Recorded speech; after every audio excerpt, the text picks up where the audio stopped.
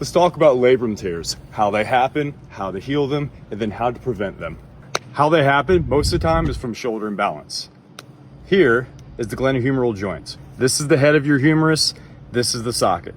It should sit right in the socket perfectly, okay? But if one side of your shoulder and the musculature is tighter than the other, then it'll look kind of like this, and it's putting pressure on the edge of that socket. All it takes is a sudden force to happen, and then boom, it ruptures that labrum. Another side effect of this is that you basically have crunchy shoulders, maybe shoulder impingement, and also 9 times out of 10, you probably have a slumped posture. So basically what this means is that your posterior muscles of the shoulder are very weak and they don't really hold everything back.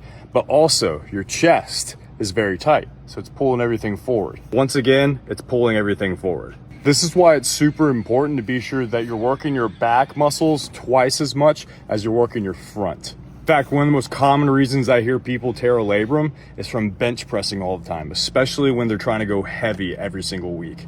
Now, this slumped posture is rather common for humans nowadays simply because we just don't use our bodies like our grandparents and our ancestors did, who were farmers and lived off the land, all right? So because of that, we sit a lot and all these muscles right here begin to atrophy.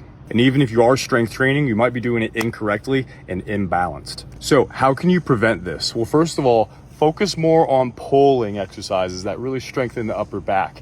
If you're at the gym, you can do something specifically like a cable face pull.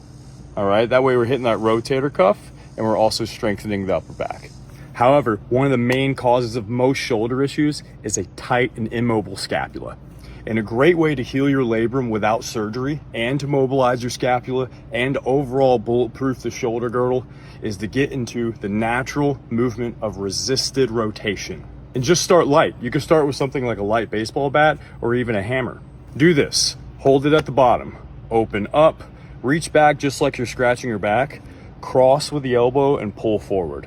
All right, so open, reach back, all the way down, elbow high, hands low. And then cross with the elbow and pull forward. All right, and just flow with it. Be sure you're deep breathing and nice and smooth with the motion. And as you progress with it, progress with the weight. One of the many things that this does for the shoulder girdle is that it decompresses the shoulder girdle while also strengthening it. So that way you don't have the shear forces that are acting on your labrum.